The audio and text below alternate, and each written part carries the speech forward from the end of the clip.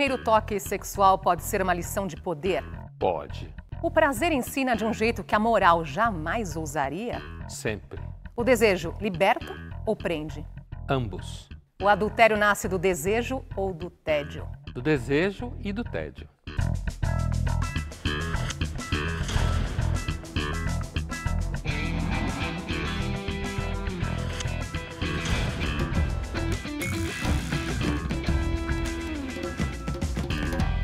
Olá! Hoje vamos conversar sobre os desejos sexuais que atravessam a história da literatura, entendendo o erótico não apenas como uma expressão, mas como uma linguagem filosófica de iniciação, poder e identidade. Pondé, em que época a libertinagem literária floresce? Olha, ela sempre existiu, né? Pelo menos desde que a gente tem conhecimento da Grécia, por exemplo, mesmo em Roma, né?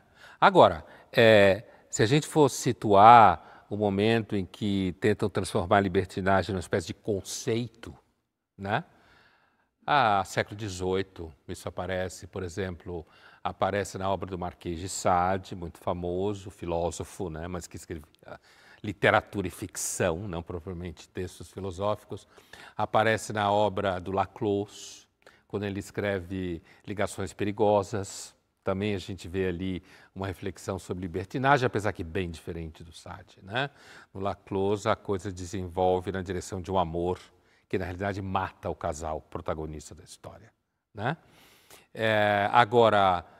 Aí depois, quando nasce o cinema, e a coisa floresce. Mas a literatura você tem uma coisa que vale a pena pontuar na palavra libertinagem, o libertino. No século XVII, a palavra libertino na França não tem necessariamente o sentido de alguém como Sade, ou qualquer outro livro, como História de Ó, que também trata de uma espécie de libertinagem. Significa ateu, libertino, no século XVII. Alguém que não acredita em Deus e, de repente, por isso mesmo entra numa orgia. Começar então, né, já citou o Marquês de Sade, o livro Filosofia na Alcova, por exemplo, é praticamente um manual de iniciação sexual. Vamos ver um trecho do filme produzido pelo grupo Sátiros. Isso é o Sade, né? Esse livro e esse filme, né, eles também montaram no teatro, né, os Sátiros.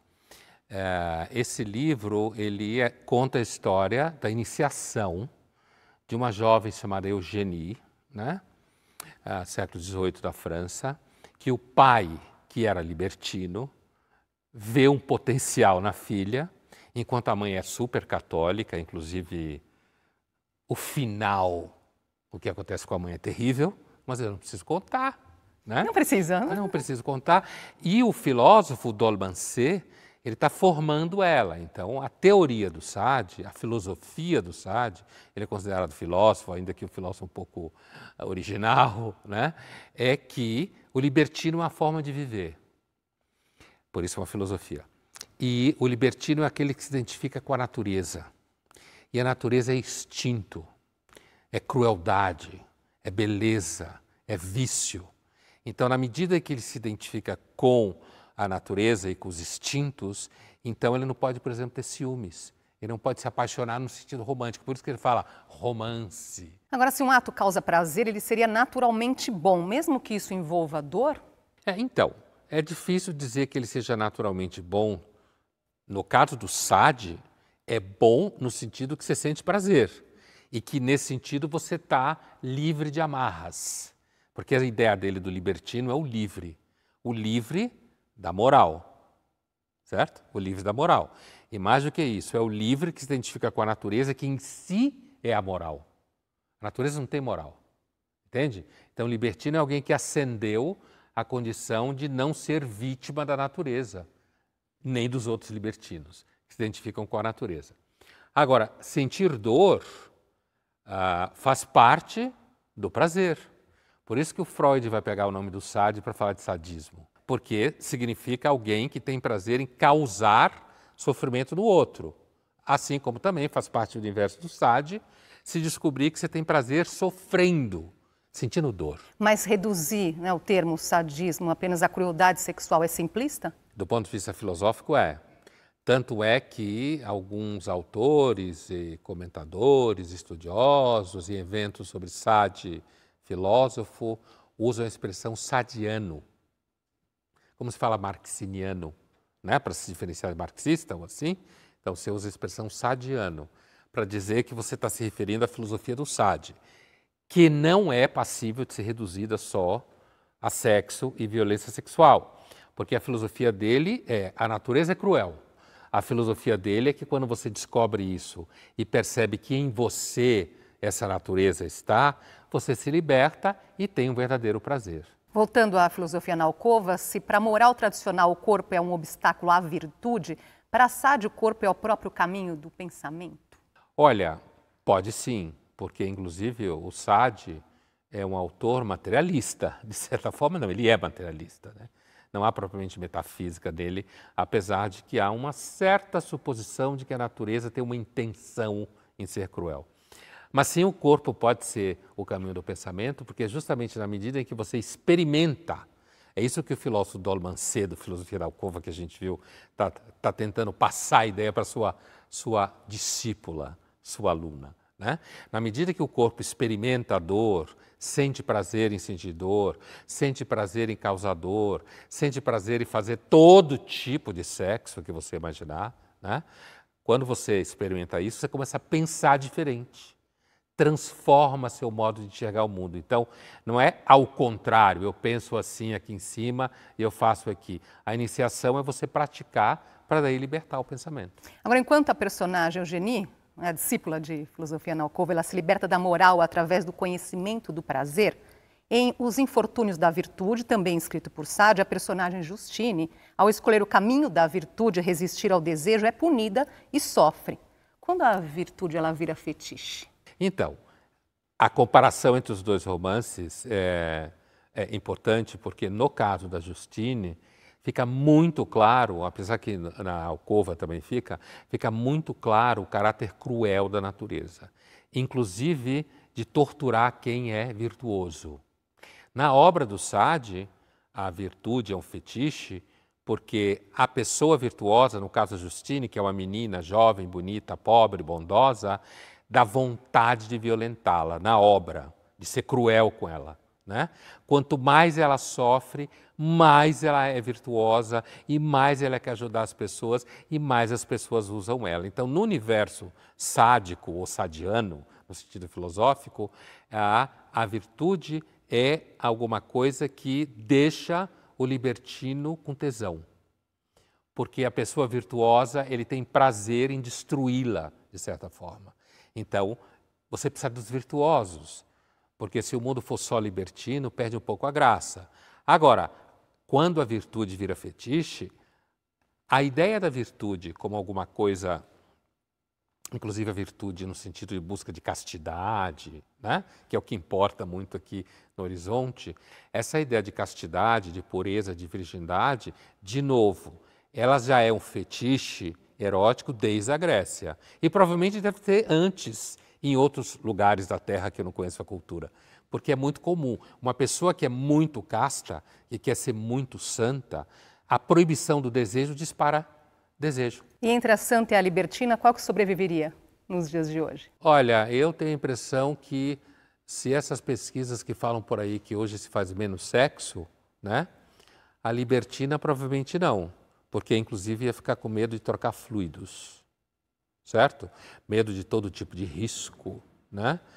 E quanto à santa, se for santinha, não santa, no sentido que os católicos falam, que é o outro conceito, de repente sobra a santinha, moralista, que está por aí. Vamos dar um pulo aí no tempo e falar de outro clássico da literatura erótica, a história de Ó, de Pauline Reage, um novo conceito de iniciação sexual, pensamento sadiano do século XX? Então...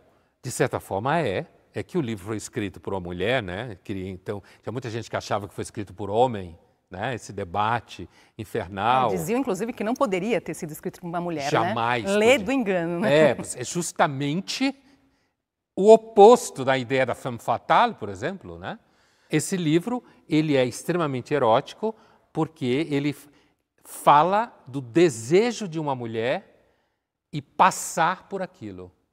certo? Em ser iniciada, e sofrer, e ser humilhada, ser objeto. Ela diz que ela queria ser desejo, puro desejo.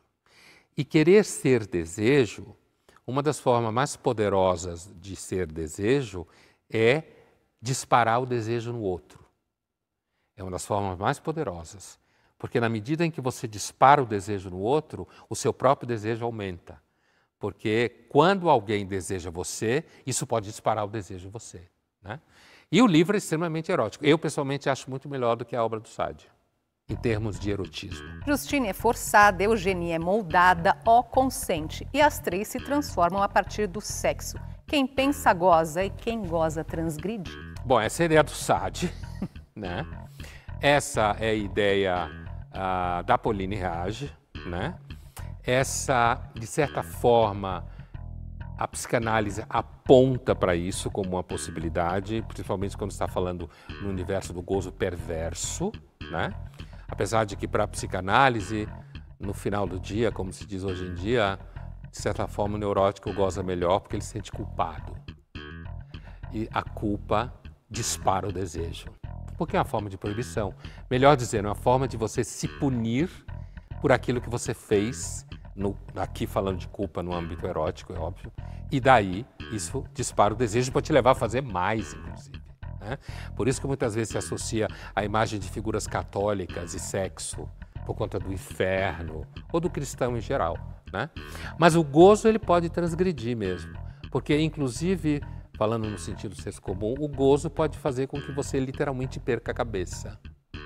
E você faça coisas que não pode, se colocar em risco, colocar outra pessoa em risco. Não é à toa que normalmente todo mundo que fala de moral e religião olha para o sexo de alguma forma. E daqui a pouco o desejo sem culpa da Femme Fatale.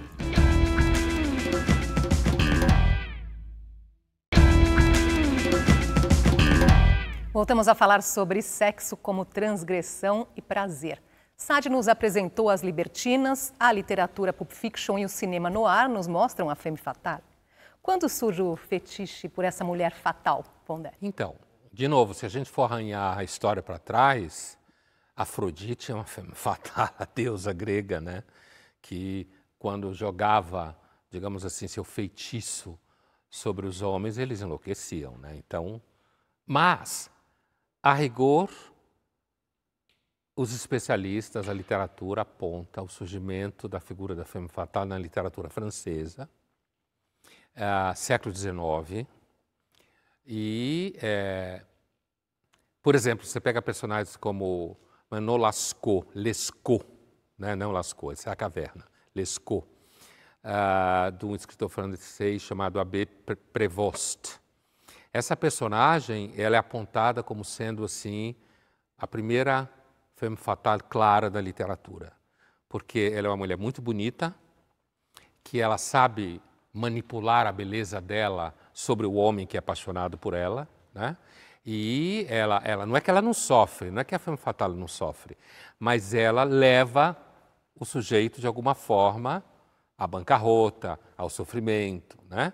Alguns autores indicam, por exemplo, a Bovary como uma femme fatale, né? Porque apesar de que ela também sofre, era uma mulher muito sedutora, meio ingênua assim, né, mas muito bonita, casada e entediada. E aí ela vai seduzindo homens, os homens vão ficando loucos por ela, mas usam ela também. Então, assim, oficialmente é daí que surge a figura da femme fatale, tanto que a expressão é em francês, né? Os franceses têm um ditado durante muito tempo que é quando você quiser descobrir aonde começa a questão, procure a mulher. Está ligado a isso daí, que teria uma mulher onde começa o enredo do mistério. Elas são consideradas o brilho antes da queda. No clássico Gilda, por exemplo, além de cantar, dançar e seduzir, há quem diga que ela também humilha. Por outro lado, Gilda é exposta a uma violência sutil, sempre sendo julgada por ser desejável. O desejo é um terreno fértil para a construção e desconstrução das relações de poder? Sim. Né? Assim, é claro que a filosofia no século XX vai levar isso a uma reflexão extremamente longa, né? Mas justamente a ideia da femme fatale é a ideia de que uma mulher que é muito bela, ela tem muito poder. Mas à medida que ela tem muito poder, ela sofre na mão dos homens também, porque os homens a desejam e a veem como objeto, assim como das outras mulheres. Quer dizer, isso é um tema recorrente na literatura e no cinema. Quando a mulher é muito bonita, muito desejada, muito naturalmente sedutora, né, ela sofre porque os homens a veem o tempo inteiro como objeto, que é comprá-las de certa forma, e as outras mulheres que morrem de raiva e de inveja porque ela é absolutamente, majestosamente bela, né? Desejo está metido no meio, está misturado com E poder. quando o desejo é ameaçador, ele é mais resistível, mais intenso? Então, isso pensa a literatura romântica, muito, né, desde a Idade Média, né, que o desejo, como a gente fala hoje em dia, ele é extremamente perigoso, né, porque, como dizia os medievais, o desejo pode levar o homem à ruína, à perda do patrimônio, e a mulher à perda da reputação, isso na Idade Média, né? Então, quanto mais perigoso ele é, risco, a sensação de risco, né? Isso em sentidos até, eu não sei se é a palavra banal, mas costumeiros, do tipo um casal numa empresa que trabalham juntos transar no banheiro da empresa, por exemplo. Ou está rolando uma festa e o casal se encostar num canto e transar. Há um risco implícito aí, né? E esse risco aumenta o desejo, sem dúvida. Os jornalistas e críticos de cinema Roberto Sadowski e Francesco Ballerini analisam o arquétipo dessa personagem. Shut up, baby.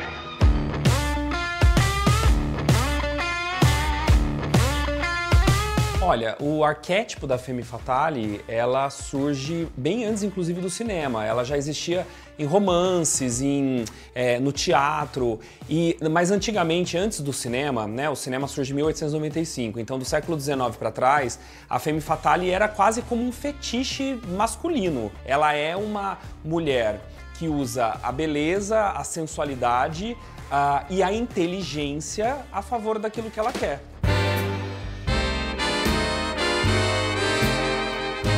Mas o cinema, eu acho que popularizou a figura da Femme Fatale. Então, eu acho que a associação ao cinema vem muito daí. Talvez o cinema tenha apresentado um tipo de personagem, né?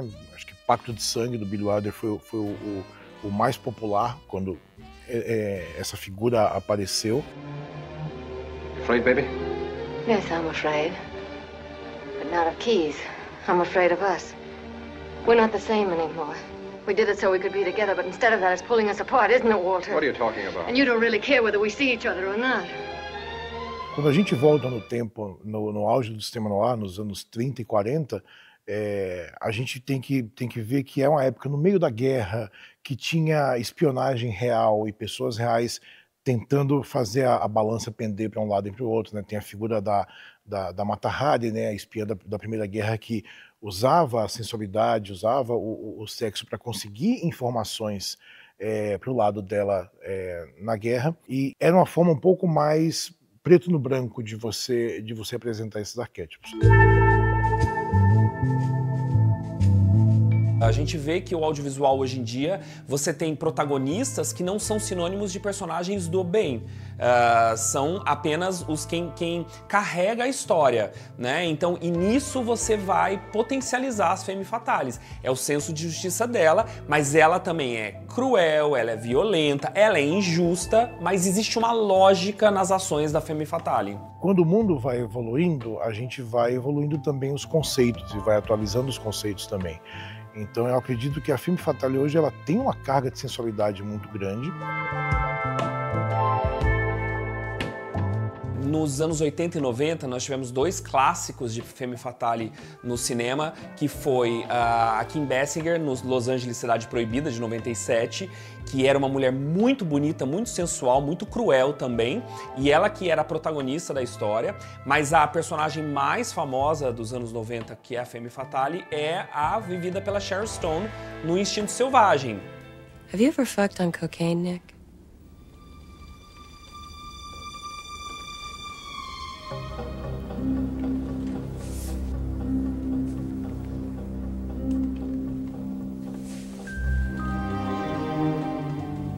It's nice. Talvez a evolução do conceito tenha mudado a abordagem. né, e o modo de se apresentar. Então eu não sei se visualmente ela continua da mesma forma, mas é um arquétipo que vem na cabeça quando a gente fala, né? Quando a gente fala femme fatale, a gente sabe que é uma mulher que é sensual, mas a gente tem que ver também o que a gente considera sensual hoje. Eu acho que a sagacidade pode ser sensual também, e talvez esse traço seja um pouco mais proeminente no arquétipo de hoje.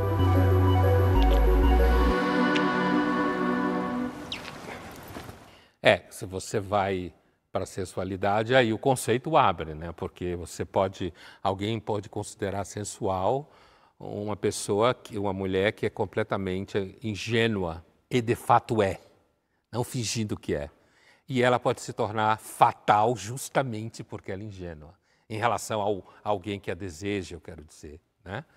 Agora, o surgimento, de fato, entre os anos 30 e 40, a temática da espionagem, né, que é evidente nesse universo. Mata Hari é a mais famosa, mas foram várias, muitos livros escritos, inclusive ficção, né? Na França tem um chamado Gisele, que era uma espiã, mas isso é pura ficção, né? Na França, na Segunda Guerra. Agora sim, no cinema, sabe, tem um filme francês chamado La Belle de Jour, A Bela da Tarde, com a Catherine Deneuve. Aquela personagem ela é completamente femme fatale, né? Ela é uma mulher que não transa com o marido, né? E ela é a Bela da Tarde porque ela vai a casas de garotas de programa, né? E lá ela faz sexo, vira prostituta, né? E tem inclusive um sujeito que fica louco por ela, um bandidão, que vai dar muita dor de cabeça para ela, para o marido e tal. Então essa é uma personagem tipicamente femme fatale. Você tem algumas atrizes que eram femme fatale sem precisar fazer personagem nenhum. Brigitte Bardot naturalmente encarna a figura da femme fatale dos anos 60, dos anos 70, né? E, sem dúvida nenhuma, o cinema, ele colocou isso em circulação e como diz um dos nossos entrevistados, o arquétipo, como se trata, ele foi se transformando ao longo do tempo e o cinema continua trabalhando. Ele foi sofrendo adaptações, né? Porque o tempo vai transformando. Então, na roupa, no modo de se comportar, nas intenções que a personagem tem. Mas a femme fatale continua sendo uma mulher poderosa, que tem controle e cuja beleza, o corpo e a sensualidade são armas para conseguir. Agora, em comparação aos anos 30, a beleza exposta volta a ser óbvia ou ainda existe um certo erotismo misterioso? Ah, sim. O erotismo, ele sempre tem um elemento significativo, né? E esse erotismo associado ao mistério. Por exemplo, tem um autor austríaco chamado Karl Kraus, tempo do Freud, em Viena também, que ele escrevia aforismos, e ele tem uma máxima, o aforismo, que ele diz, é mais ou menos assim, você está de cabeça, fala-se muito que os homens adoram o corpo das mulheres. Sim, mas a lingerie também é fundamental. Isso é escrito no começo do século XX, né? Então, a exposição contínua do corpo, a nudez contínua, seguramente pode produzir um certo cansaço. O homem que se deixa seduzir é consciente de seu desejo ou ele não tem mais controle algum sobre seus fetiches? Olha, eu acho que dá para se pensar nos dois pontos desse gradiente, né? Ele pode sim ter clara consciência do desejo e também pode se perder no processo, inclusive nos fetiches, né? Porque muitos fetiches associados ao desejo do homem pela mulher está vinculado à figura da mulher na sociedade. O que ela faz, onde ela está, no que ela trabalha, como ela se comporta. Então, acho que as duas coisas. Mas pode ter consciência, sim. E quem foram as famosas adúlteras na literatura? A gente te conta já já.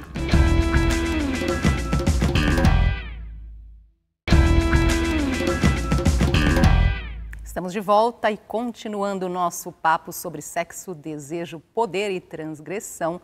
Nada foi mais sedutor e chocante do que as famosas adúlteras da literatura. Vamos começar pelo Velho Testamento.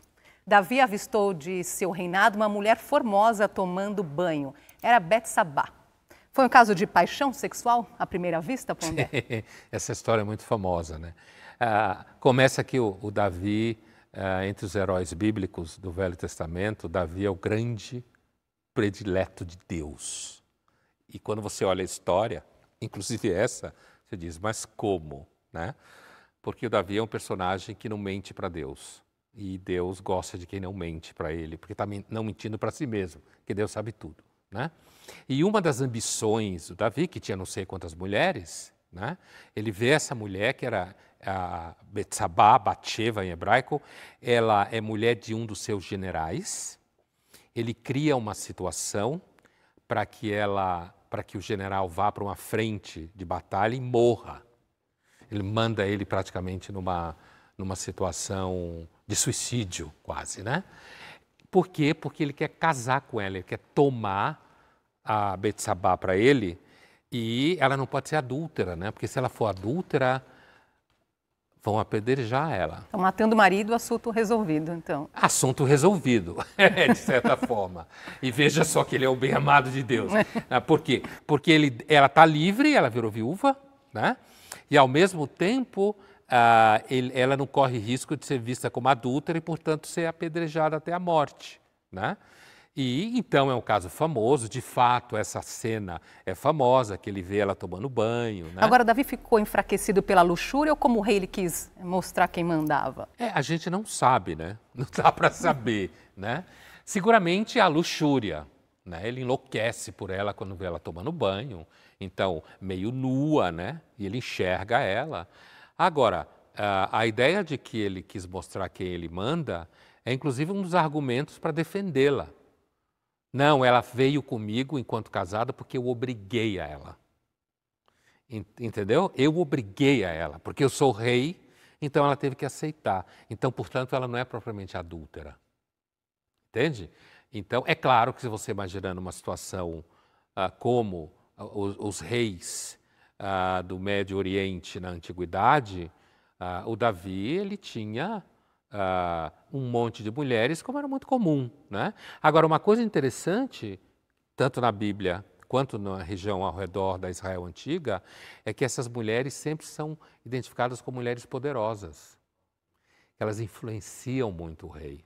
Quanto mais o rei é louco por ela, mais ela manda no rei. E citando novamente a Madame Bovary, de Gustave Flaubert, sua traição está relacionada ao tédio, ao imaginário e à inquietação de viver os romances que ela lia. A Bovary, tanto ela é tão forte que o sobrenome do marido que ela tem, o marido Charles Bovary, virou um substantivo, né? Bovarismo, que normalmente representa mulheres como ela, porque ela era uma entediada, como você bem disse. Ela era uma entediada, morava na província, no interior. Ela não tinha nada para fazer, ela lia romances e ela imaginava que, então, tinha gente por aí tendo vidas maravilhosas. Isso é justamente o bovarismo, né?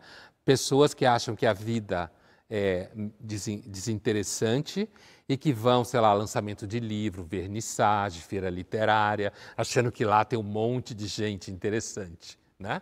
Mas o caso dela, como essa cena bem mostra, ela tem um quê de ingênua, que é muito sedutor. Ela tem um quê de frágil, sabe? De vulnerável, que normalmente é um elemento que sempre seduziu homens. Agora, o desejo moldado por falsos ideais leva à frustração? Olha, acho que não necessariamente, viu? A não ser que se você imaginar uma pessoa que ela é de tal jeito e ela não for, no campo, por exemplo, isso é muito comum, aliás, mas pode acontecer se você imaginar pessoas que fantasiam muito, aliás, na derivação da Bovary, fantasiam muito o que outras pessoas vivem sexualmente. Entende? E aí, em relação a uma pessoa especificamente, quanto mais você projeta numa pessoa a ideia de que essa pessoa é um deus ou uma deusa sexualmente, a maior chance você tem de frustrar, né? Agora, se você tem, por exemplo, pegando a ideia de uma forma um pouco enviesada, se você tem, por exemplo, ideais para você na vida, de virtude, ou mesmo ideais políticos que não podem ser quebrados, o desejo pode ser um grande instrumento. Melhor dizendo, o ideal pode ser um grande instrumento para o desejo. 20 anos depois da publicação de Madame Bovary, Tolstói apresenta aos seus leitores Anna Karenina. A personagem luta com a culpa e o conflito entre seu desejo por outro homem e seu dever como esposa e mãe. O desejo dela era viver um verdadeiro amor? Era. Porque, evidentemente, a Anna Karenina, ela casa com Karenin, que é um sujeito bem posto na sociedade. Ela é uma figura da alta hierarquia do Império Russo da época. O marido é um funcionário muito bem posto, certo? E ela conhece, então, esse capitão Vronsky, né? E os dois, não é só ela, os dois se apaixonam um pelo outro de forma avassaladora, mas ele era solteiro, né? E a história da Anna Karenina, Bovary também é trágico, mas a Anna Karenina, ela vai sofrer muito porque chega no momento que a mãe do Vronsky, a Condessa Vronskaya, que era quem tinha a grana, ele vivia de mesada, digamos assim, ela vira para ele e diz assim, olha, basta, você brincou com essa mulher, você destruiu a virtude dela, isso inclusive pode fazer parte da formação de um homem, essa imagem transita pelo universo do Tolstói, né? Essa ideia de que arruinar uma virtuosa faz parte da formação de um jovem, né? Agora acabou, agora arrume uma mulher virtuosa de fato para você casar, porque senão você não tem futuro no exército, você não tem futuro na vida social e eu não vou te dar mais um tostão. Então, ela é abandonada, ela sente que vai ser abandonada, porque ela era casada, ela perdeu o filho, perdeu o marido, perdeu tudo, humilhada, não tem para onde ir, pagou muito caro, enquanto Vronsky vai seguir a sua vida. E nas ruas nós perguntamos quem conhece alguém que já traiu. A fofoca rolou solta.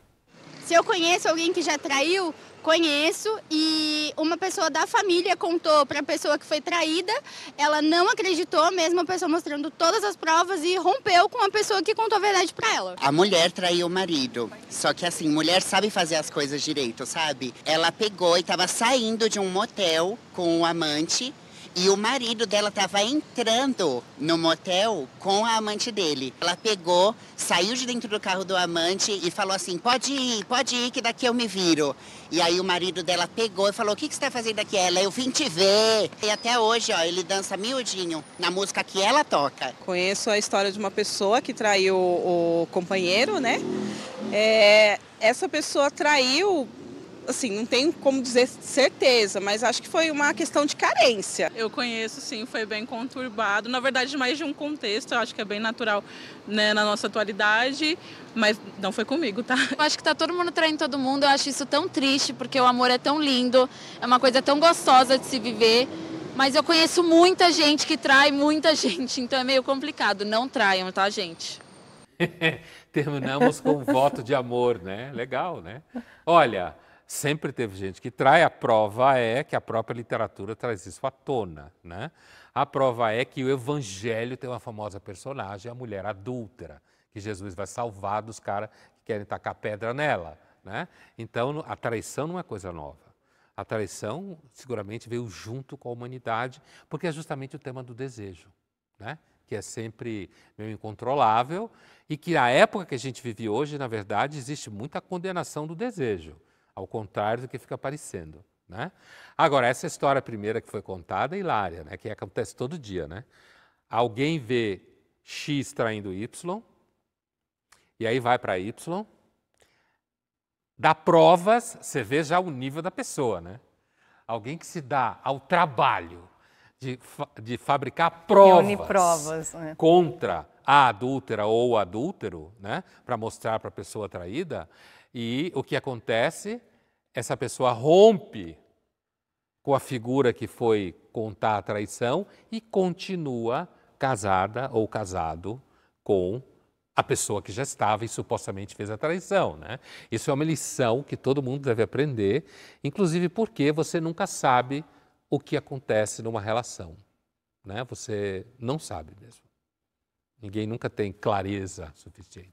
Às vezes nem as duas pessoas que estão envolvidas na relação.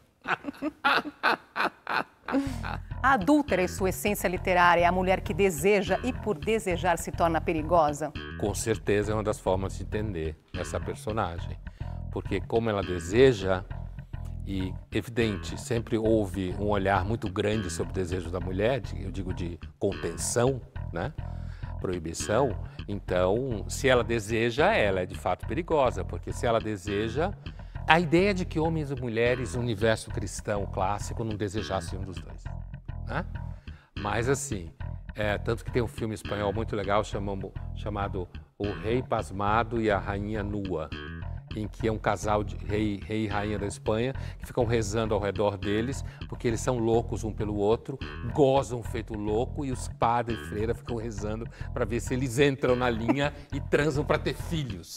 Entendeu a ideia? E não só gozar e ter prazer. Então eu acho que é uma forma de entender a adúltera mesmo. Ela deseja, e o desejo fora do lugar é sempre muito poderoso. Daqui a pouco continuamos essa nossa conversa sobre os desejos sexuais na literatura. A gente já volta.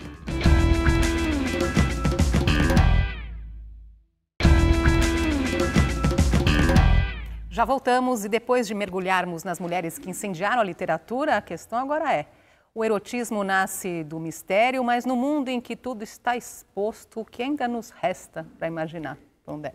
Olha, seguramente a gente pode continuar imaginando o que as pessoas, na realidade, desejam que seja feito com elas e que elas mentem na sociedade. Nesse sentido, até quase não mudou nada, porque, em grande parte, a substância da moral pública é a hipocrisia e a mentira, né? Você não pode sair por aí falando a verdade o tempo inteiro. Mas hoje existe um componente na hipocrisia que é político.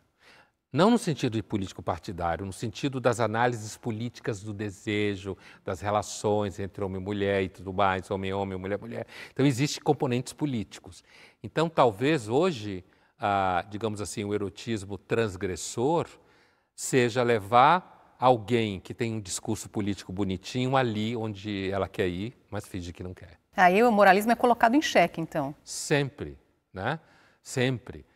E hoje em dia eu acho que o moralismo está muito associado a discursos ideológicos e políticos acerca do desejo, né? Mas o desejo erótico, ele sempre tem a possibilidade de colocar em risco normas morais. Aliás, quando não tem norma moral nenhuma, pode ficar broxa. Na crônica Flor de Obsessão, de 1968, o autor Nelson Rodrigues descreve o personagem vendedor de grapete como um observador de paisagem que ignorava as mulheres de biquíni. Em um trecho, Nelson escreveu: "Aí está o biquíni, a forma mais desesperada da nudez. Como é triste o nu que ninguém pediu." A exposição excessiva da beleza destrói o erotismo? É uma suposição que o Nelson tinha e ele não deixa de estar certo em grande medida, né?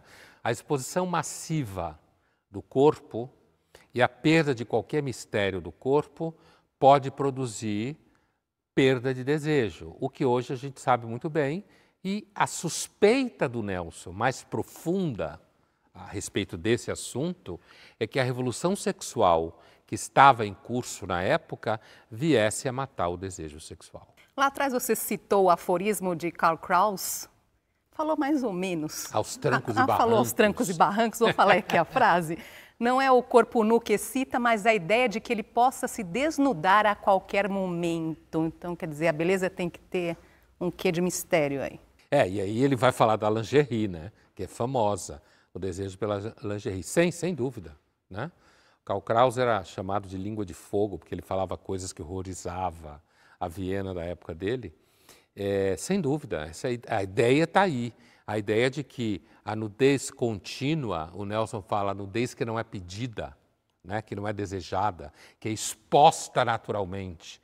O Nelson, inclusive, vai além disso, né? A ideia de que a nudez que vale é a castigada.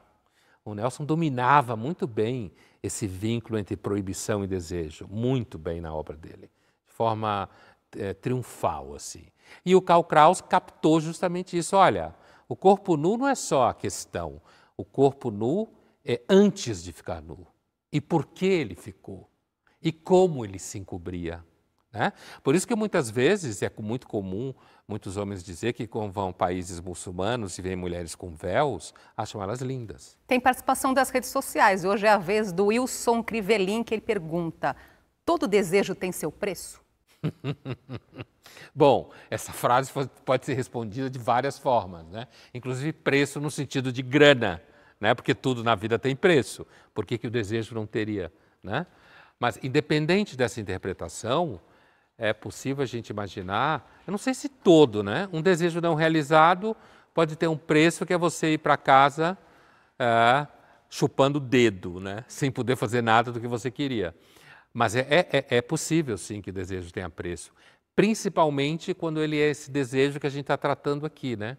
Desejo da adúltera, femme fatale, aquilo que é proibido, a possibilidade de ter preço é enorme. Inclusive, isso ajuda o desejo. Participe aqui, mande sua pergunta, seu comentário e não esqueça de usar a hashtag Linhas Cruzadas.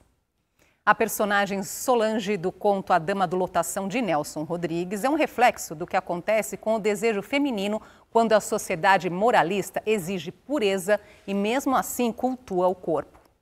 Então, bom, nessa cena está vinculado tanto a ideia do desejo proibido quanto o desejo de apanhar, que o Nelson tanto discutia, que é absolutamente uma heresia hoje, né, se falar. Agora, no Nelson Rodrigues, A Dama da Lotação é um exemplo, e tem outros exemplos. No Nelson Rodrigues, a solução não é simplesmente acabar com a repressão sobre o desejo, e o desejo feminino, no caso. Porque se você acaba com a repressão, acaba o desejo. Isso tem que ficar claro. O Nelson não está fazendo um discurso pró-revolução sexual. Ele não está fazendo um discurso pró-rompimento com os mecanismos sociais de contenção. Ele não está fazendo propriamente um discurso sobre a gente deve liberar geral. Não, ele está identificando como numa sociedade que é repressiva, esse desejo fica extremamente poderoso. E isso é uma interpretação que normalmente, uma discussão ao redor do Nelson, e é uma interpretação muito comum, mas não só eu, muita gente que lê Nelson, estuda Nelson, considera ela um pouco perigosa e equivocada, de que o Nelson estava fazendo um discurso pró-liberação. Pelo contrário, ele está mostrando que o marido dela, que acha que ela é fria, certo? O marido dela que pode agir com todo respeito com ela no sentido do corpo, não sabe que, na verdade, ela é uma mulher que gosta de sexo, no caso dela, inclusive violento, e com homens por aí, né?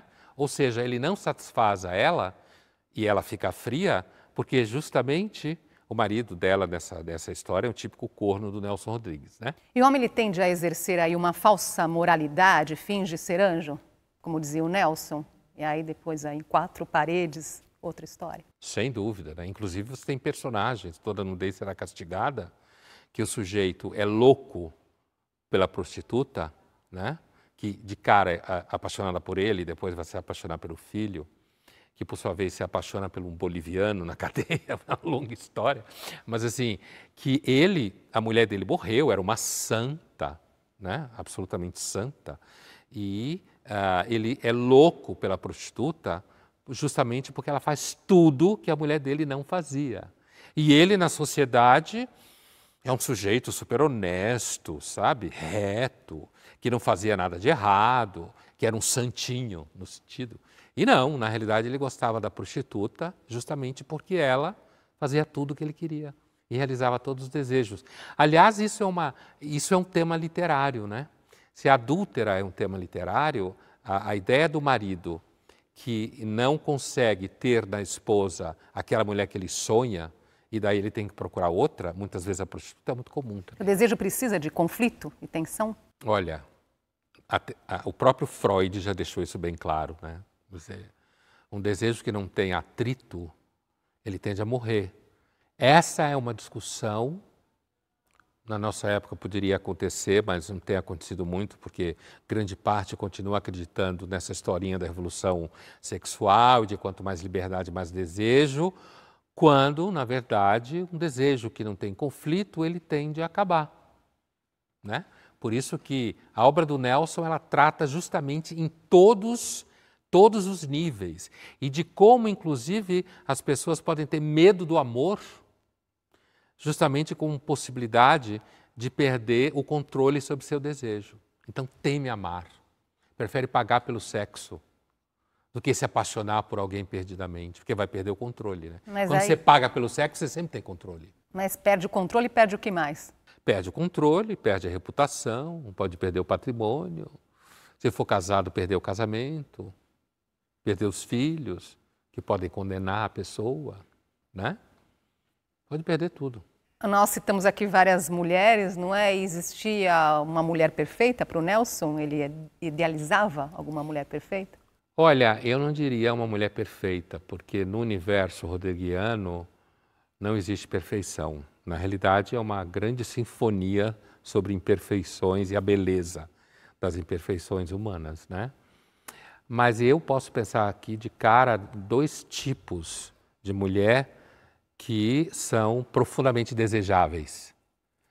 Mais próximo da ideia de perfeição na obra do Nelson é a ideia de uma mulher que seja profundamente desejável, né? Primeiro, como ele disse várias vezes, uma mulher que morre de amor. Romântica. O Nelson era romântico, né? Uma mulher que morre de amor. Ele fala isso, inclusive, em relação a casal, né? O casal que morre de amor um pelo outro, ou que se mata de amor, por amor, porque não podem ficar juntos, né? Ele via isso como uma forma máxima de manifestação do amor e, portanto, no caso da mulher, uma mulher super desejável. Uma outra mulher super desejável na obra do Nelson é o tipo Solange, exatamente que a gente viu, né? Uma mulher que ela aparece na sociedade como absolutamente bem comportada e fria, quando na realidade é um vulcão, né?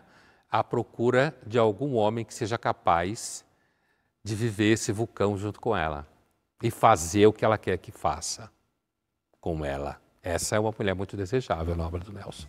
Conversa iria longe aqui, mas por hoje é só. Obrigada pela sua companhia e até mais.